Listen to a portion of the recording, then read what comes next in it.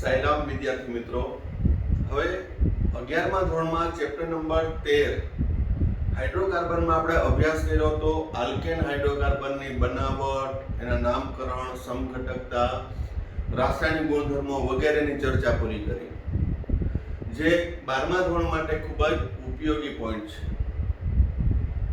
ત્યારબાદ હવે આલ્કેન સંયોજનનો છેલ્લો ગુણધર્મ અવકાશીય સમઘટકતા, વિન્યાસ સમઘટકતામાંથી છે.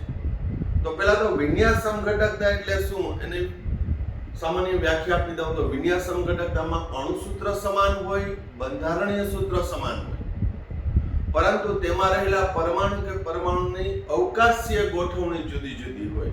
જેમ કે આપણા હાથના બે પંજા છે એ વિન્યાસ સમઘટકો કહી શકાય. આપણા હાથના પંજા છે, તમે જોઈ શકો કે એમાં 4 આંગળી અને 1 અંગૂઠો બંનેમાં સમાન જ છે. અણુસૂત્ર સમાન, બંધારણ સૂત્ર સમાન, પણ અવકાશીય ગોઠવણી જુદી.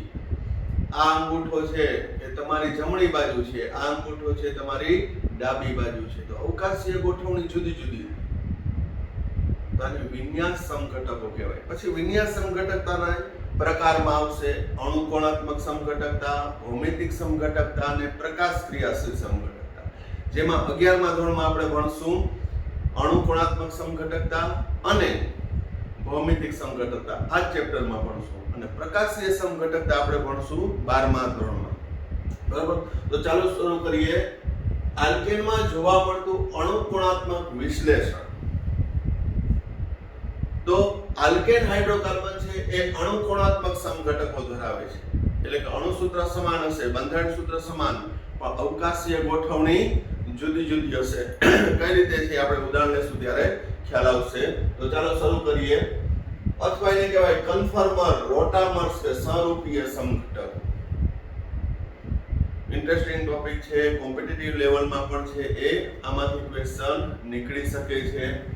તો પહેલા આપણે એના પ્રાથમિક માહિતી મેળવીએ. અણુકોણાત્મક વિશ્લેષણ. તો કાર્બન આલ્કેનમાં કાર્બન કાર્બન સિંગલ બોન્ડ હોય. આ એકલ બંધનું ભ્રમણ શક્ય છે. એટલે કાર્બન કાર્બન છે એની બંધ ધરી ઉપરથી એનું રોટેશન થઈ શકે છે. જેમ કે અહીંયા હું એડવાન્સમાં એક મોડલ દ્વારા દર્શાવું. આ મોડલ છે કે તમને દેખાતું હોય તો થોડુંક નજીક લાવું.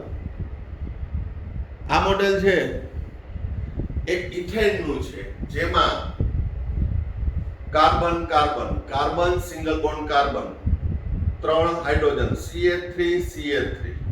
તો આ કાર્બન કાર્બનનું બંધ ધરી ઉપર પરિભ્રમણ શક્ય છે. બંધ ધરી પર પરિભ્રમણ શક્ય છે, રોટેશન થાય છે. બરોબર, આ ફેરવું છું. આ મોડેલમાં નહીં, પણ ઇથેનનો અણુ લઉં તો એમાં પણ છે કાર્બન કાર્બન એક બંધ હોવાથી એનું ભ્રમણ શક્ય છે. આ પરિભ્રમણને લીધે તેની સાથે જોડાયેલા અન્ય પરમાણુ, અહીંયા તો મેં ઇથેનનું ઉદાહરણ લીધું, પણ બીજા ઘણા ઉદાહરણ લેશું. આ કાર્બન કાર્બનના રોટેશનને કારણે, એના પરિભ્રમણને કારણે ઘણી બધી રચનાઓ જોવા મળે છે, ઘણી બધી રચનાઓ. તો આ વિવિધ રચનાઓ છે એને કહેવામાં આવે છે કન્ફર્મર અથવા રોટામર્સ. રોટેશનલ, મરોડવું, ફેરવવું, રોટામર્સ અથવા સહરૂપીય સમઘટકો. સહરૂપીય સમઘટકો. અને આ પ્રકારના અભ્યાસને અણુકોણાત્મક વિશ્લેષણ કહે છે. તો અણુકોણાત્મક વિશ્લેષણ એટલે શું? તો કે આલ્કેન હાઇડ્રોકાર્બનમાં કાર્બન કાર્બન એકલ બંધનું ભ્રમણ શક્ય છે. આ ભ્રમણને લીધે આલ્કેનમાં વિવિધ પ્રકારની જુદા જુદા ખૂણે રચનાઓ જોવા મળે છે. આ રચનાઓને કહેવામાં આવે છે કન્ફર્મર, રોટામર્સ અથવા સહરૂપીય સમઘટકો. અને આ પ્રકારના અભ્યાસને કહેવામાં આવે છે અણુકોણાત્મક વિશ્લેષણ. તો આ સમઘટકો જુદા જુદા ખૂણે મળે તો અસંખ્ય મળે. હું એમ કહું કે આ જે બંધ કોણ છે 5 ડિગ્રીએ, 10 ડિગ્રીએ, 15, 20, 25, 30, 40, 60, બરોબર. તો જુદા જુદા ખૂણે હું પરિભ્રમણ આપું તો અસંખ્ય રચનાઓ જોવા મળે, પણ બધી એ સ્થાયી હોતી નથી. કારણ શું? તો કે અહીં રોટેશનને કારણે નજીક નજીકના પરમાણુ વચ્ચે આંતરક્રિયા અપાકર્ષણ થાય છે. રોટેશન કરવું એટલે અણુ વચ્ચેનું અપાકર્ષણ વધારે ઓછું થાય, બરોબર. કેમાં વધારે હોય કેમાં ઓછું હોય આપણે જ્યારે એના કન્ફર્મર જોશું, એના સમઘટકો જોશું ત્યારે ખ્યાલ આવશે. પણ કહું તો જુદા જુદા ખૂણે આપણે એને રોટેશન કરવામાં આવે તો પરિણામે તેમની વચ્ચે શું થાય છે? પારસ્પરિક આંતરક્રિયાને લીધે અપાકર્ષણ ઉદ્ભવે. આ અપાકર્ષણને લીધે એની અંદર જે વિકૃતિ જોવા મળે એને કહેવામાં આવે છે, શબ્દ વાપર્યો છે મરોડી વિકૃતિ.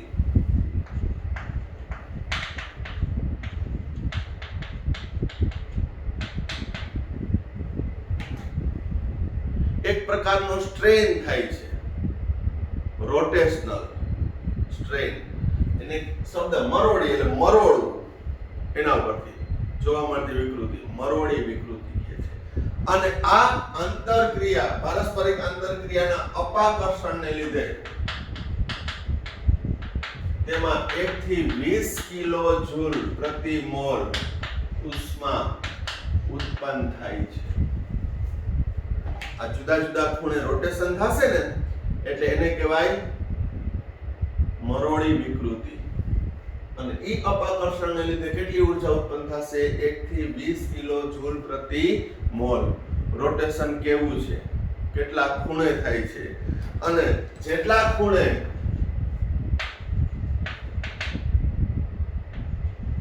પરિભ્રમણ થાય તેને મરોડી કોણ કહે છે.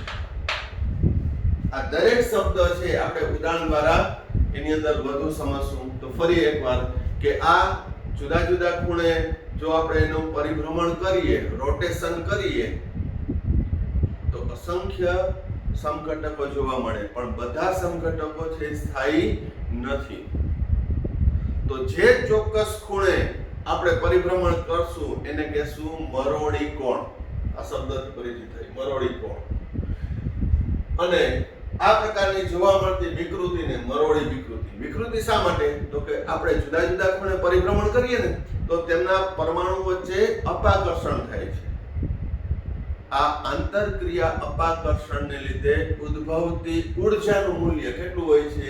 1 થી 20 કિલો જૂલ પ્રતિ મોલ ઉષ્મા ઉત્પન્ન થાય. તો આ પ્રકારની જોવા મળતી વિકૃતિને મરોડી વિકૃતિ કહે છે. મરોડી એક શબ્દ વાપર્યો છે મરોડવું, સ્ટ્રેન ઉપરથી, બરોબર.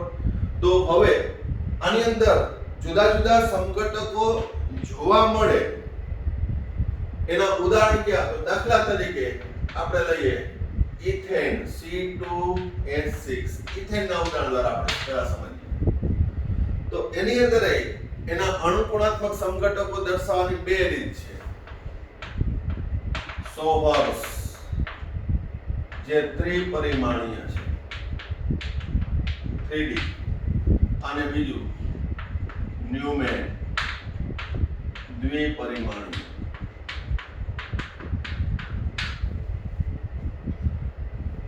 C2H6 carbon, single bond carbon, બાકીના હાઇડ્રોજન.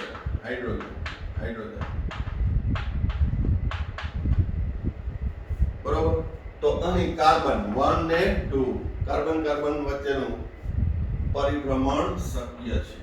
તો એને અહીં બંને આકૃતિ દ્વારા છે એ દર્શાવશું.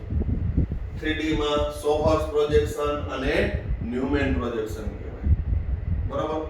તો અહીં આપણે ઉદાહરણમાં ઇથેન જોઈએ, બરાબર ધ્યાન રાખજો. Sawhorse, carbon, single bond carbon,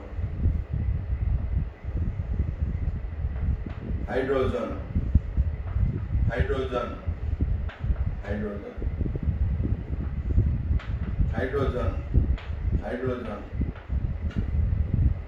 આ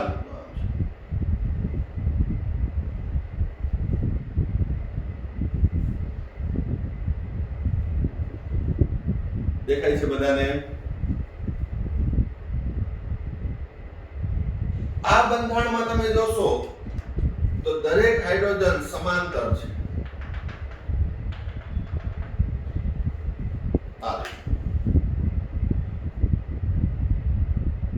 દરેક હાઇડ્રોજન છે એ કેવા થશે?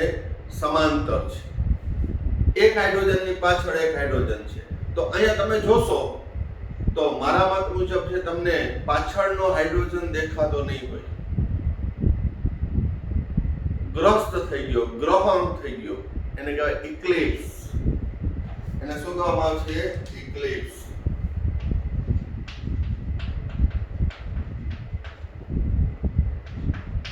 ગ્રસ્ત, ગ્રહણ થયેલો, સમાંતર હોય તો. પરંતુ જો એને 60 ડિગ્રીએ પરિભ્રમણ આપું, 60 ડિગ્રી, જોજો 60 ડિગ્રીએ પરિભ્રમણ આપો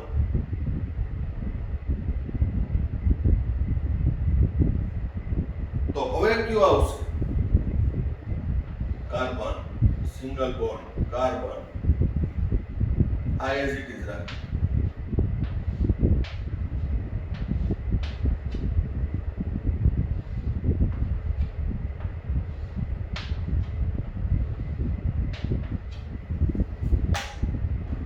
અહીં હાઇડ્રોજન જો ફરીથી આ ઇક્લિપ્સ છે, એકની પાછળ એક સમાંતર. હવે એને હું 60 ડિગ્રીનું પરિભ્રમણ આપું, જોજો આ 60 ડિગ્રી, 60 ડિગ્રી.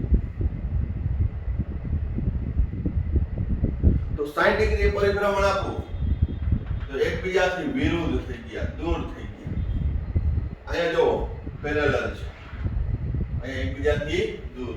તો અહીં સમાંતર હતા તો અપાકર્ષણ વધુ. બરાબર ધ્યાન રાખજો, અહીંયા અપાકર્ષણ વધુ.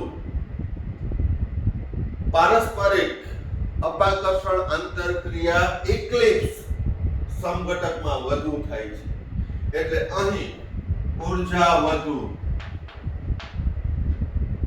સ્થિરતા ઓછી. આ જે છે એને કહેવામાં આવે છે સ્ટેગર્ડ. આ કન્ફર્મરને ઇક્લિપ્સ કહેવાય, આ કન્ફર્મરને સ્ટેગર્ડ.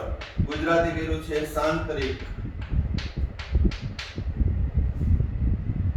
અને એની ઊર્જા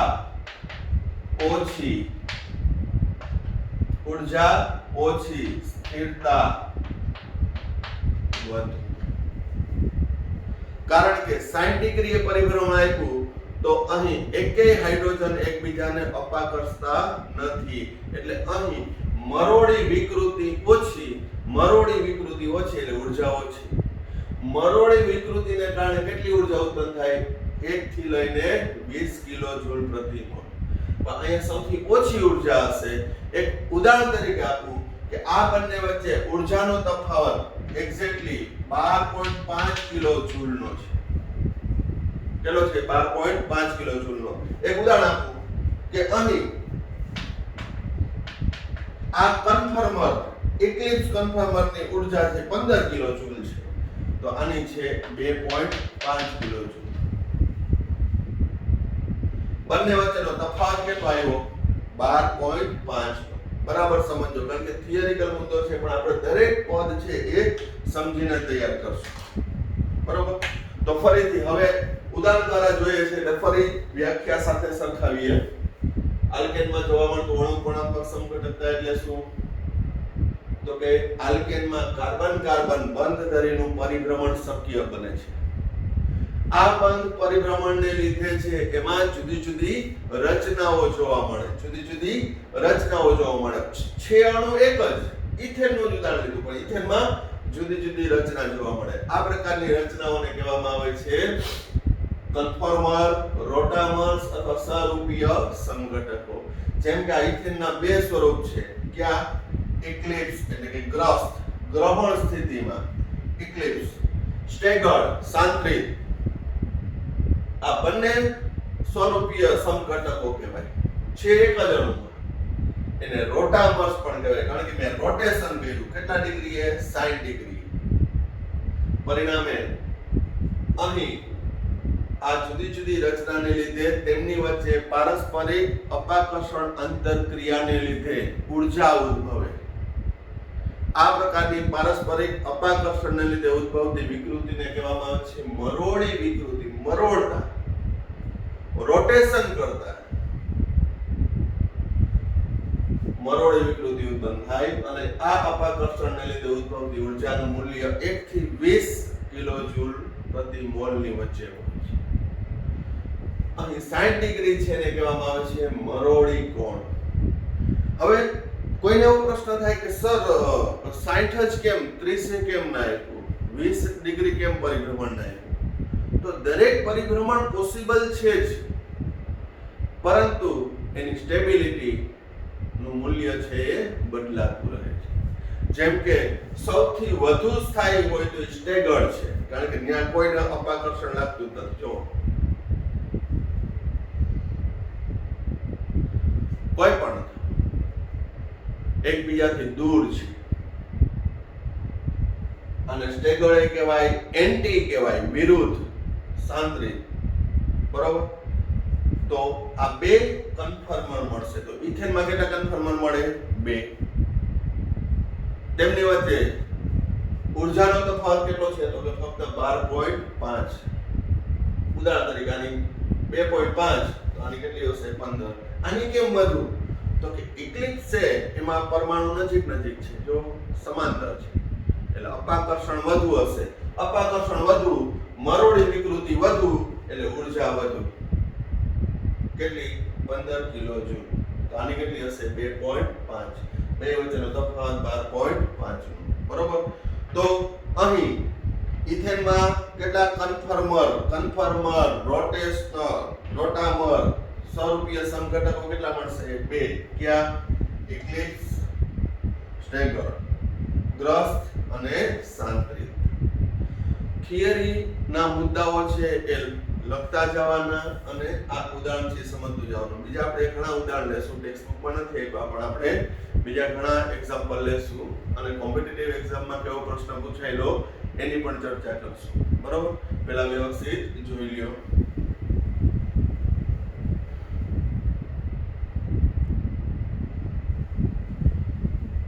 હવે અન્ય ઉદાહરણ લઈએ એ પહેલા સોહર્સ પ્રોજેક્શન ની અંદર આપણે 3D જોયું. હવે ઇથેન નું ન્યુમેન પ્રોજેક્શનમાં દ્વિપરિમાણમાં કઈ રીતે દર્શાવવાનું? તો બરાબર ધ્યાન રાખજો.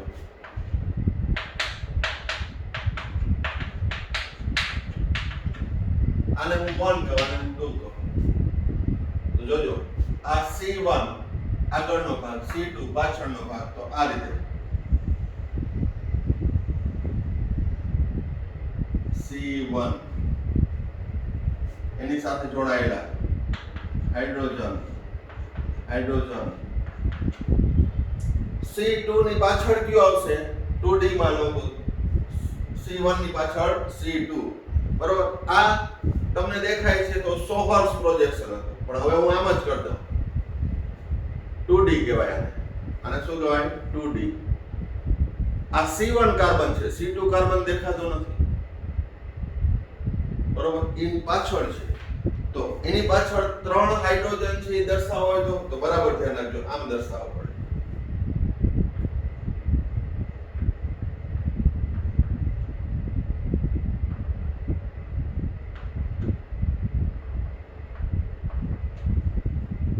બરોબર? આની પાછળ છે, પણ આ ઇક્લિપ્સ છે એની પાછળ છે, તો પાછળ ખાલી છે કે નહીં દર્શાવવું તો આપણે ના કંઈક આવું કરીએ, આવું ક્લિક, આવું પાછળ જ છું, પાછળ આવું, તો આવું ક્લિક કર્યું છે. આ જે હાઇડ્રોજન દેખાય છે તમને,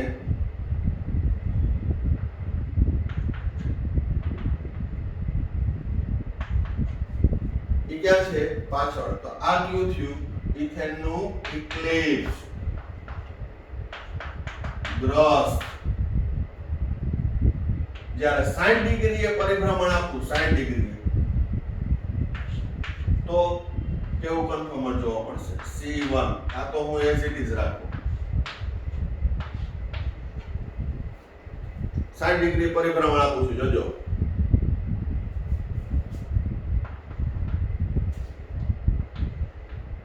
હાઇડ્રોજન 60 ડિગ્રી આપો એટલે આ અહીંયા આવશે, આ અહીંયા આવશે, આ અહીંયા આવશે.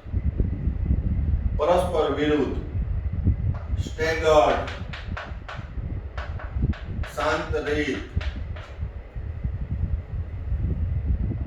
એન્ટી, વિરુદ્ધ, બરોબર. ઊર્જા વધુ, ઊર્જા ઓછી, સ્થિરતા ઓછી, સ્થિરતા વધુ. તો આગળનું હતું એ સોહર્સ પ્રોજેક્શન હતું. આ છે એ ન્યુમેન પ્રોજેક્શન છે, જે ઇથેન નું 2D. ફરી એકવાર જોઈ લેજો. 2D માં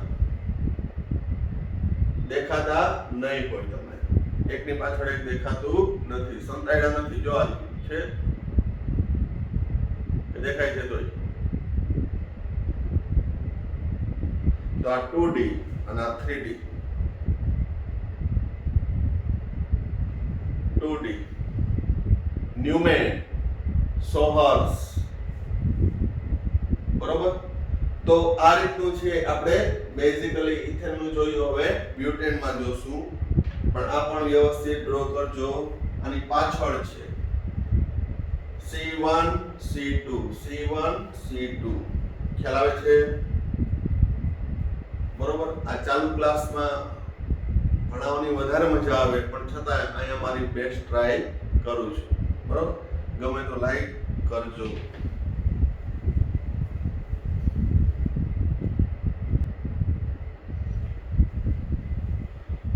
હવે બ્યુટેનમાં જોવા મળતું અણુકણાત્મક વિશ્લેષણ. બ્યુટેનમાં CH3 CH2 CH2 CH3. તો અહીં કાર્બન સિંગલ બોન્ડ કાર્બન કેટલા છે? Carbon single bond carbon single bond carbon C1 2 2 3 3 4. પરિભ્રમણ કેટલી જગ્યાએ શક્ય બને? C1 C2 C2 C3 C3 C4. આ ત્રણ કાર્બનમાં પરિભ્રમણ શક્ય બને છે. પણ અહીં આપણે લેશું C2 સિંગલ બોન્ડ C3 પરિભ્રમણ. તો C2 સાથે શું જોડાયેલું છે? બે હાઇડ્રોજન અને એક આ મિથાઇલ. બે હાઇડ્રોજન ને એક મિથાઇલ. C3 સાથે શું જોડાયેલું છે? બે હાઇડ્રોજન અને એક મિથાઇલ. અહીં હું પરિભ્રમણ કયું કરીશ? C2 C3 નું. C1 C2 નું થઈ શકે, C3 C4 નું થઈ શકે, પણ હું કરીશ C2 C3 નું આ પરિભ્રમણ, બરોબર. તો હવે એનું આપણે મોડેલ દ્વારા અહીંયા જોઈએ. આ રેડ કલરના છે CH3 છે. CH3 આ તો હાઇડ્રોજન છે જ. CH3 CH2 CH2 CH3 CH3 CH2 CH2 CH3, બરોબર. તો હવે એમાં આપણે ન્યુમેન પ્રોજેક્શન સોહર્સ નહીં લઈએ, 3D નહીં લઈએ, ન્યુમેનમાં. હવે જોજો આ CH3 આ CH2 CH2, તો CH2 CH2 છે એ શું છે? C2 C3. તો આને તમે C2 કયો, કાળા કાર્બનને C2. આ C3 C2 C3. તો C2 ની પાછળ શું છે? C3. C2 સાથે શું જોડાયેલું છે? CH3 અને બે હાઇડ્રોજન, CH3 અને બે હાઇડ્રોજન, CH3 બે હાઇડ્રોજન. પાછળ C3 છે, ત્રીજા નંબરનો કાર્બન. એની સાથે શું જોડાયેલું છે? તો આ CH3 અને આ CH2. બે હાઇડ્રોજન, એક મિથાઇલ. અહીંયા પણ બે હાઇડ્રોજન, એક મિથાઇલ, બરોબર. તો હવે એના જુદા જુદા ખૂણે, મરોડી કોણે આપણે એને મરોડશું, ફેરવશું, રોટેશન કરશું.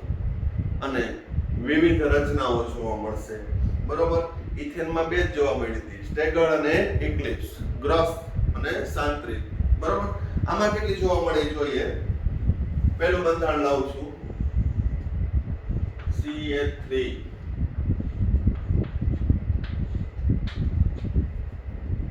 C2 કાર્બન સાથે બે હાઇડ્રોજન અને એક મિથાઇલ. C3 એની પાછળ છે, જે આપણે દેખાતો નથી કારણ કે 2D ઇમેજ છે, 2 ડાયમેન્શનલ છે. પણ એની પાછળ જ દર્શાવવું હોય તો અહીં શું કરવાનું? જો આ હાઇડ્રોજનની પાછળ હાઇડ્રોજન છે, હાઇડ્રોજનની પાછળ હાઇડ્રોજન છે, અહીંયા મિથાઇલની પાછળ મિથાઇલ છે, પણ તમને દેખાતો નથી.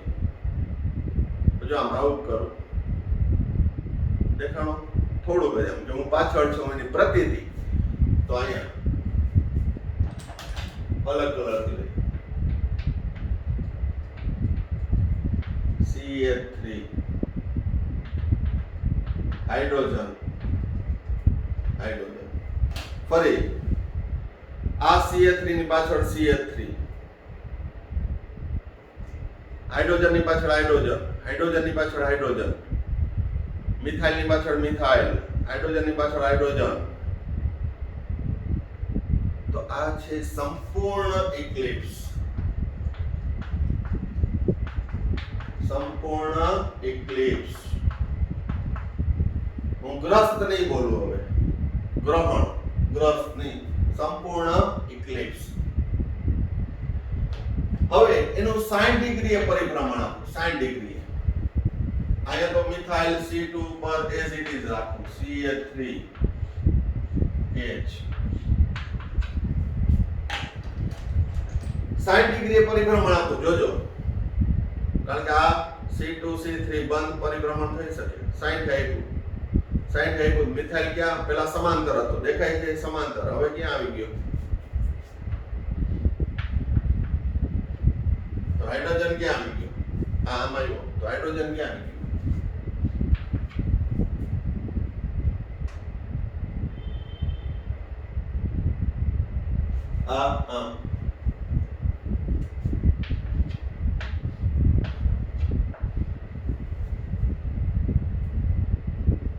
તો આ એન્ટીના કહેવાય. બે મિથાઇલ નજીક નજીક, બે હાઇડ્રોજન નજીક નજીક, આ એન્ટીના કહેવાય. આનું નામ શું આપશું? બરાબર ધ્યાન રાખજો. આનું કહેશું સ્ક્યુ. સ્ક્યુ, ગોચ, વિષમતલીય રચના. કઈ રચના? વિષમતલીય. આ કન્ફર્મર. સ્ટેગર્ડ નથી, પરસ્પર વિરુદ્ધ નથી. જો મિથાઇલ નજીક નજીક છે, ઇથેનમાં પરસ્પર વિરુદ્ધ હતા, આમાં નજીક નજીક છે. ફરીથી સંપૂર્ણ ઇક્લિપ્સ, સ્ક્યુ અથવા ગોચ અથવા વિષમતલીય. ફરી પાછું 60 ડિગ્રીએ પરિભ્રમણ આપો. અહીંયા તો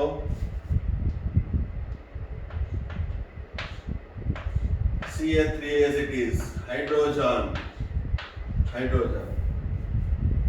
તો આ મિથાઇલ અહીંયા છે, 60 ડિગ્રી પરિભ્રમણ આપો એટલે મિથાઇલ ક્યાં જશે? હાઇડ્રોજન ની પાછળ. આ હાઇડ્રોજન ક્યાં જશે? આ હાઇડ્રોજન ની પાછળ. હાઇડ્રોજન આ ક્યાં જશે? ફરીથી આ છે સ્ક્યુ, વિષમતલીય, 60 ડિગ્રી. બરોબર. હવે જો પાછું ફેરવું છું, 60 ફેરવું એટલે હાઇડ્રોજન ની પાછળ મિથાઇલ આવ્યો, દેખાય છે. હાઇડ્રોજન ની પાછળ મિથાઇલ, મિથાઇલ ની પાછળ હાઇડ્રોજન, હાઇડ્રોજન ની પાછળ હાઇડ્રોજન. તો અહીં મિથાઇલ છે આની પાછળ આવી જાય, પણ એને મારે દર્શાવવું હોય તો હવે થોડો ઘાટો કરો એટલે તમને દેખાય. CH3 અહીંયા આવી ગયો, એની પાછળ અહીંયા હાઇડ્રોજન, અહીંયા હાઇડ્રોજન. પણ એ પાછળ છે. આ ત્રુટક રેખા વડે દર્શાવ્યા ને, પણ ત્રુટક તમને વિડીયોમાં નહીં દેખાય એટલે થોડી ઘાટી ગઈ. બરાબર.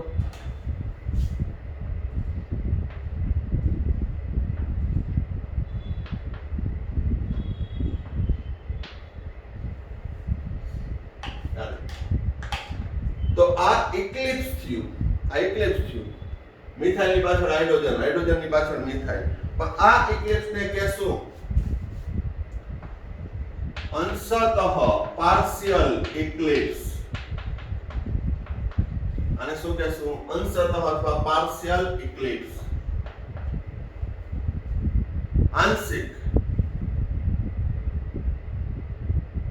સિમ્પલ એક ઉદાહરણ આપું. હું એમ કહું કે હાથીની પાછળ આપણે છુપાઈ જાય, કે હાથીની આગળ આપણે ઊભા રહીએ તો હાથીને આપણે ઢાંકી નથી દેતા, બરોબર? હાઇડ્રોજનની પાછળ મિથાઇલ આવ્યો તો મિથાઇલ આખો ઢંકાયેલો નથી, કારણ કે મિથાઇલ સમૂહ મોટો છે, હાઇડ્રોજન નાનો છે, બરોબર? તો એ ગ્રહણ કહેવાય, ગ્રહિત કહેવાય, પણ અંશતઃ શું કહેવાય ને? અંશતઃ. જેમ કે હું એમ કહું કે આ મારા પંજા છે એની આ અહીંયા હું આંગળી ઉપર આગળ ચોક રાખું છું, તો આ ગ્રહણ સ્થિતિ થઈ કહેવાય. કઈ સ્થિતિ કહેવાય? ગ્રહણ. આ ચોકે મારી આંગળીને ઢાંકી દીધી, પણ તમે જોઈ શકો છો મારી આંગળીનો ભાગ દેખાય છે, એટલે ગ્રહણ ખરું પણ અંશતઃ, પાર્શિયલ. ખ્યાલ આવે છે? તો આ ઘટના કઈ થઈ? અંશતઃ ઇક્લિપ્સ. પહેલું કન્ફર્મ સંપૂર્ણ ઇક્લિપ્સ, મિથાઇલની પાછળ મિથાઇલ, હાઇડ્રોજનની પાછળ હાઇડ્રોજન. 60 ડિગ્રી પરિભ્રમણ આપ્યું તો સ્ક્યુ અથવા ગોચ અથવા વિષમતલીય. આ એન્ટી નથી, એન્ટી શું થશે એ હમણાં તમને કહીશ. વળી પાછું 60 ડિગ્રી પરિભ્રમણ એટલે મિથાઇલ હાઇડ્રોજન પાછળ આવ્યું, હાઇડ્રોજન આ હાઇડ્રોજન પાછળ, આ હાઇડ્રોજન આની પાછળ આવ્યું. 60 ડિગ્રી પરિભ્રમણ આપું પાછું C2. C2 તો as it is CH3 hydrogen, hydrogen. હવે આ મિથાઇલ પાછળ હતો, 60 ડિગ્રી પરિભ્રમણ આપ્યું, અહીંયા આવ્યું પાછળ. આ હું વાત કરું છું રોટેશન થાય છે C3 ના મિથાઇલ હાઇડ્રોજન હાઇડ્રોજન નું થાય છે, બરાબર છે? આની પાછળ છે C2 ની પાછળ, C2 ની પાછળ C3 છે, ઈ ફરે છે. મિથાઇલ આમ આવ્યો, આ હાઇડ્રોજન અહીં આવ્યો, આ હાઇડ્રોજન અહીં. તો અહીં જો દરેક સમૂહ મિથાઇલ મિથાઇલ પરસ્પર વિરુદ્ધ છે, એટલે આને કહેશું સ્ટેગર્ડ. Staggered, સાંત્રિક, anti. ફરી જોઈએ શું? 60 ડિગ્રી પરિભ્રમણ આપ્યું, 60 ડિગ્રી. મિથાઇલ મિથાઇલ પરસ્પર વિરુદ્ધ છે, એન્ટી છે, દેખાય છે?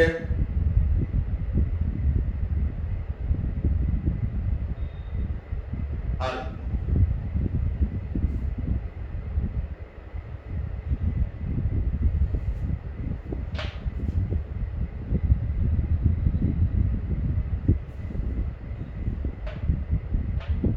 સ્ટેગર્ડ, એન્ટી, બરોબર? ફરી પાછી કન્ટિન્યુ લઈએ રોટેશન.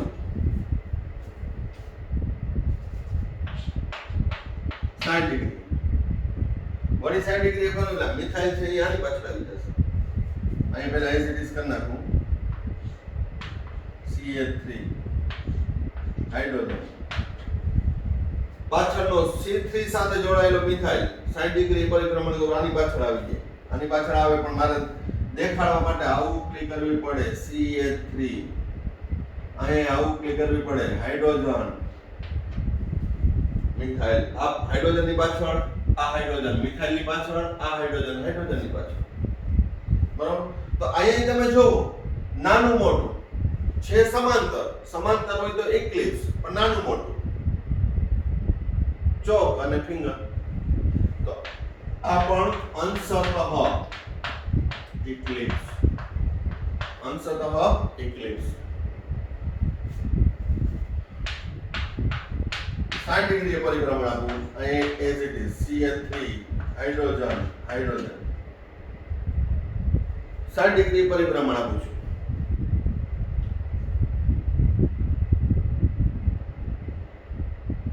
શું થયું? 60 ડિગ્રી પરિભ્રમણ આપ્યું તો આ થયું. હજી 60 પરિભ્રમણ આપું છું, હજી આ આમ હતું આમ થયું. તો પરસ્પર વિષમતલમાં આવ્યા આ બે વિષમતલમાં. જોઈએ આ મિથાઇલ 60 ડિગ્રી પરિભ્રમણ આપે એટલે અહીંયા આવશે.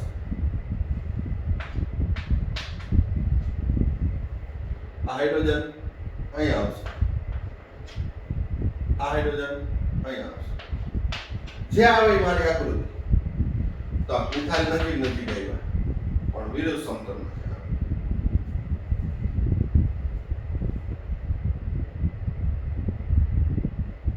તો આને શું કહેશું? આને જે કીધું ઈ સ્ક્યુ, ગોજ, વિષમતલીય અને ફરી પાછું 60 ડિગ્રી પરિભ્રમણ આપો. મિથાઇલ મિથાઇલની પાછળ, હાઇડ્રોજન હાઇડ્રોજનની પાછળ, આ હાઇડ્રોજન આ હાઇડ્રોજનની પાછળ. તો અહીં મને શું મળ્યું? સંપૂર્ણ ઇક્લિપ્સ 1, સ્ક્યુ 2, અંશતઃ ઇક્લિપ્સ 2 અને સ્ટેગર્ડ. એટલે ફાઇનલી મને મળ્યા શું? સ્ટેગર્ડ, સ્ક્યુ, અંશતઃ ઇક્લિપ્સ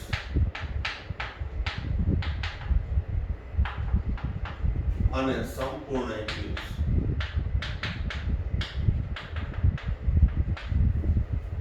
શું મળ્યું?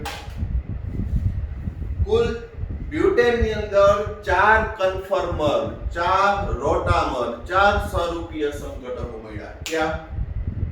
સંપૂર્ણ ઇક્લિપ્સ, સ્ક્યુ, અંશતઃ ઇક્લિપ્સ અને સ્ટેગર્ડ. તમને આકૃતિ 6 જોવા મળશે. 1 2 3 4 5 અને 6. બરાબર? પણ અહીં તમે જોશો તો સ્ક્યુ 2 છે, અંશતઃ ઇક્લિપ્સ 2 છે. એટલે ફાઇનલી 4 સ્ટેગર્ડ અથવા એન્ટી, સ્ક્યુ, અંશતઃ ઇક્લિપ્સ અને સંપૂર્ણ ઇક્લિપ્સ. હવે આ બધામાંથી સ્થાયી કયો? સ્થાયીતાનો ક્રમ કયો? સ્ટેગર્ડ સૌથી વધુ, સ્ક્યુ એનાથી ઓછો, અંશતઃ ઇક્લિપ્સ એનાથી ઓછો, સંપૂર્ણ ઇક્લિપ્સ સૌથી ઓછો. આ સ્થિરતાનો ક્રમ. ઊર્જાનો ક્રમ કહું, ઊર્જાનો ક્રમ તો એનાથી વિરુદ્ધ. બરોબર? તો આમાંથી પ્રશ્ન પૂછે કે બ્યુટેનમાં C2C3 પરિભ્રમણ થાય ત્યારે કયો રોટામર સૌથી વધુ સ્થાયી છે? તો સ્ટેગર્ડ. કારણ કે ન્યા મરોડી વિકૃતિ સૌથી ઓછી, પરસ્પર વિરુદ્ધ રીએ, આથી અપાકર્ષણ સૌથી ઓછું, અપાકર્ષણ સૌથી ઓછું. એટલે પારસ્પરિક ક્રિયા છે અપાકર્ષણની સૌથી ઓછી થાય પરિણામે મરોડી વિકૃતિ ઓછી, ઊર્જા ઓછી તો સ્થિરતા વધુ. તો સ્ટેગર્ડ અથવા એન્ટીની સ્થિરતા સૌથી વધુ.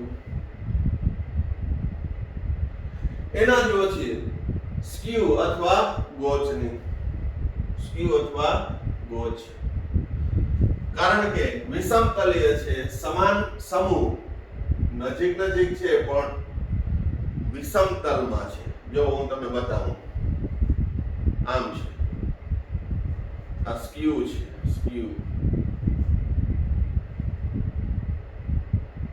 જુદા સમતલમાં છે. દેખાય છે? અહીંયા ઇક્લિપ્સમાં નજીક હતા, એક જ સમતલમાં, અપાકર્ષણ વધુ, જ્યારે અહીંયા સ્ક્યુમાં ઓછું. બરોબર? એટલે સ્ક્યુ સમઘટક વધુ સ્થાયી એના કરતા અંશતઃ ને સંપૂર્ણ. અંશતઃ ઇક્લિપ્સમાં અપાકર્ષણ ઓછું, કારણ કે મિથાઇલ અને હાઇડ્રોજન છે. બરોબર? પણ સંપૂર્ણ ઇક્લિપ્સમાં અપાકર્ષણ સૌથી વધુ થશે. માટે સ્થિરતા ઓછી, ઊર્જા સૌથી વધુ. બરોબર? તો વ્યવસ્થિત રીતે જોઈ લ્યો.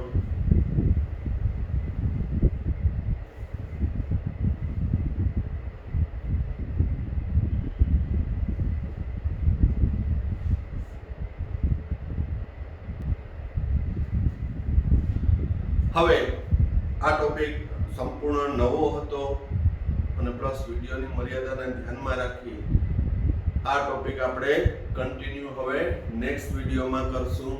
અહીંયા સુધીનું વ્યવસ્થિત જોઈ લ્યો.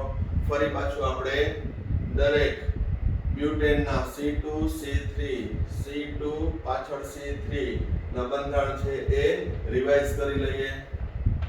સંપૂર્ણ ઇક્લિપ્સ,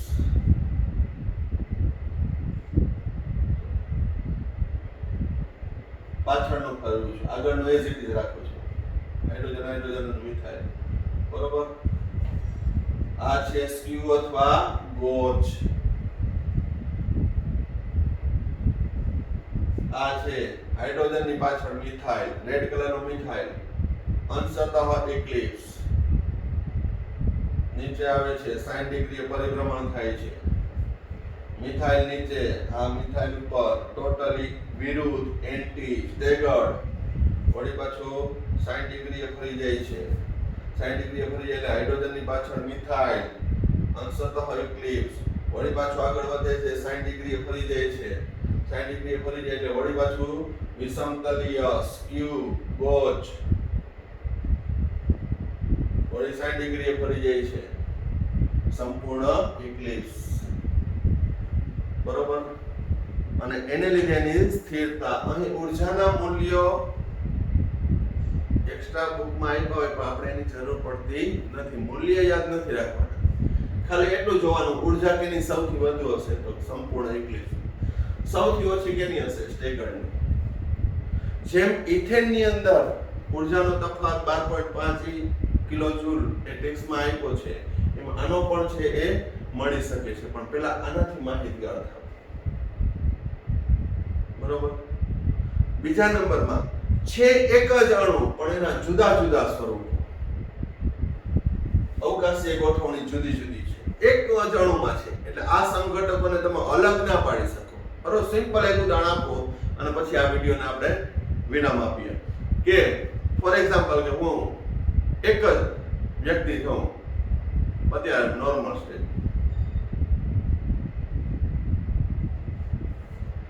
હાસ્ય ભર્યું, સ્મિત ભર્યું, એંગ્રી. ઇમોશન બદલાય છે, અહીં મારી ઇમોશન બદલાય છે, સ્વરૂપીય, રોટેશન થાય છે. આમાં તો રોટેશન નથી પોસિબલ, પણ હસતો હું, એંગ્રી, નોર્મલ, સેડ. તો એવી રીતે અહીં એંગલ બદલાય છે, એક જ અણુમાં જુદા જુદા સ્વરૂપો જોવા મળે છે, બરોબર. એને કહેવામાં આવે છે અણુ કોણાત્મક વિશ્લેષણ, રોટામર, કન્ફર્મર, બરોબર. તો એ ટોપિક હજી મારે નેક્સ્ટ વિડીયોમાં પણ કન્ટિન્યુ કરવો જોશે. વ્યવસ્થિત રીતે અભ્યાસ કરી લેજો. Thank you. સાઈરામ.